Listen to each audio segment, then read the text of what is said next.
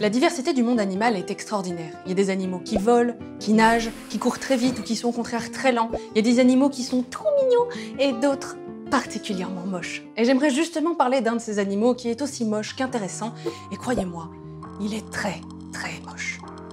Imaginez un mélange chelou entre un rat et une taupe auquel on aurait retiré les poils. Oui, vous l'avez deviné facilement, aujourd'hui on cherche la petite bête au rat taupe nu.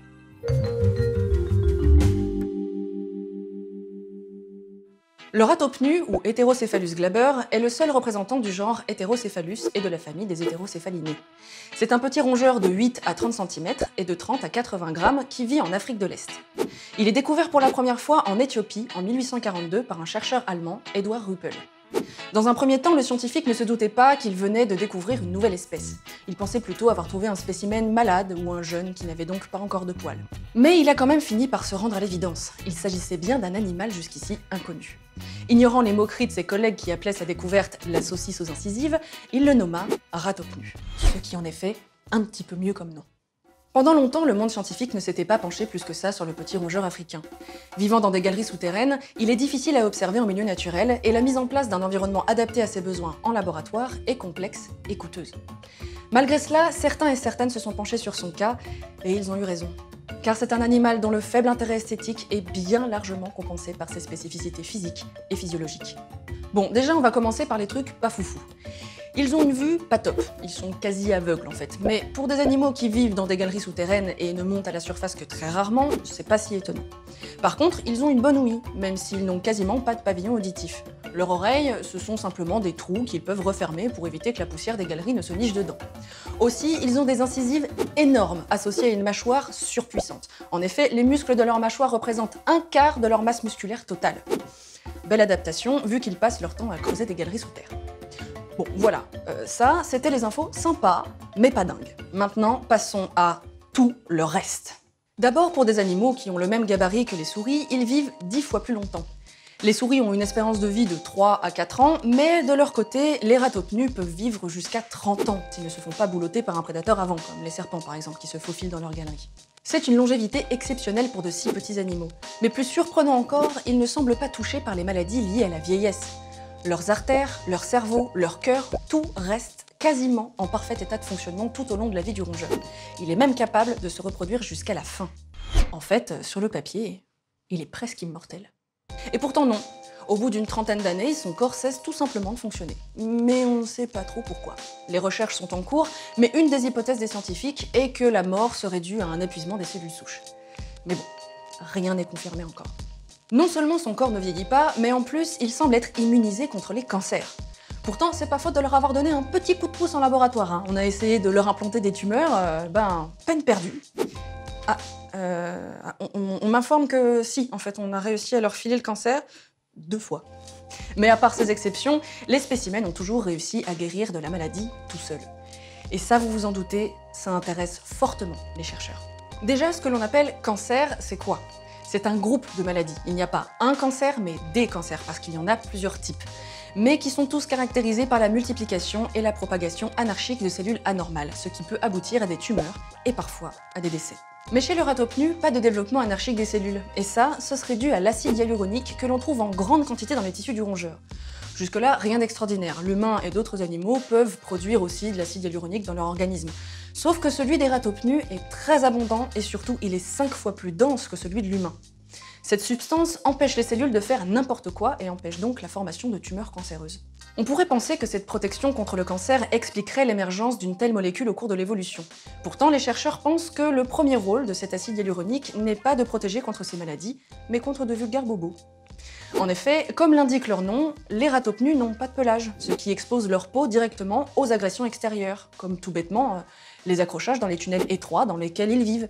Mais grâce à cet acide hyaluronique particulier, leur peau est très élastique, ce qui les prémunit contre la plupart de ces petits accidents. Et en plus de ça, bonus, cette molécule les protège des cancers.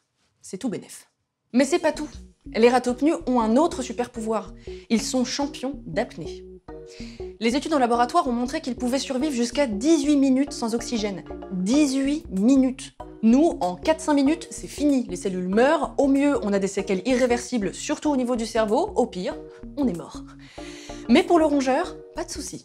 Enfin, sans oxygène, ils sont pas non plus pépouses à continuer à vaquer à leurs activités. Au bout d'un moment, ils sont dans un état léthargique, mais après 18 minutes, au retour de l'oxygène, ils reprennent leur respiration et tout revient à la normale sans aucune séquelle. Et ça, c'est grâce à un mécanisme incroyable. Le rate-opnu est capable de passer d'une réserve d'énergie, le glucose, à une autre source d'énergie, le fructose. Bon, ça c'est pas fou, beaucoup d'animaux en sont capables en cas de manque d'oxygène, mais pas longtemps, et surtout, pas sans conséquences. D'abord, produire de l'énergie à partir de fructose n'est pas du tout rentable. On produit environ 20 fois moins d'énergie qu'avec du glucose. C'est pour ça que ça tient pas très longtemps. Ensuite, quand un organisme ne dispose pas d'oxygène ou très peu pour son fonctionnement, il se retrouve confronté à une augmentation d'acide lactique dans le sang et donc dans les tissus. Cette accumulation limite encore plus l'efficacité de la production d'énergie à partir du fructose, et puis c'est pas très agréable, car l'acide lactique est toxique. Son augmentation se traduit chez l'individu par de très fortes douleurs. Normalement, étant donné les conditions dans lesquelles les rate-opnus vivent, ils devraient être en permanence en train de se tordre de douleur et agoniser, et pourtant... Vous me voyez venir? Non, les rate-opnus vont très bien. Alors quoi? Ils sont pas touchés par l'acidose lactique? Ben si. Et c'est là que c'est fou. C'est juste qu'ils y sont insensibles. Leur corps ignore purement et simplement les douleurs causées par l'acide. En plus, l'acide ne bloque pas la production d'énergie à partir du fructose. Du coup, il arrive à tenir bien plus longtemps sans oxygène. Mais attention, ils ne sentent quasiment pas les douleurs causées par l'acide, mais ils ne sont pas totalement insensibles à tout. Par exemple, ils ont un sens du toucher très développé. Leur peau nue et fripée leur donne toutes les informations dont ils ont besoin pour apprécier leur environnement. Simplement, ils ne répondent pas à certains stimuli nerveux, comme celui de la douleur causée par l'acide ou la chaleur, parce que c'est les mêmes récepteurs. Mais pourquoi le corps des rate-opnus ignore cette douleur? Eh bien, c'est pour une raison très simple. L'économie. Ces rongeurs vivent dans un labyrinthe de galeries étroites, sous terre. C'est un environnement confiné, et bien sûr, il n'y a pas de clim ou de système de ventilation. Alors évidemment, avec autant d'animaux dans cet espace, parce que les rate-opnus vivent en colonie, ça entraîne un fort taux de dioxyde de carbone dans l'air et forcément un faible taux de dioxygène.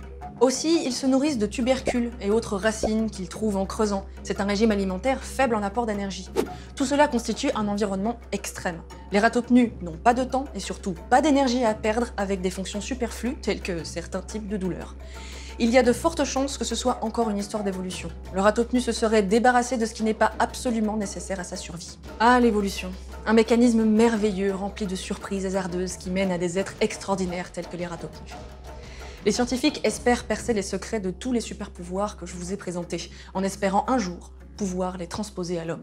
Avec une compréhension totale de ces mécanismes, on pourrait soulager les douleurs de certains patients, comme les grands brûlés par exemple, et faire taire les douleurs de la brûlure le temps de leur rémission. On pourrait éviter les séquelles liées à une privation d'oxygène et sauver par exemple les personnes qui sont touchées par un AVC.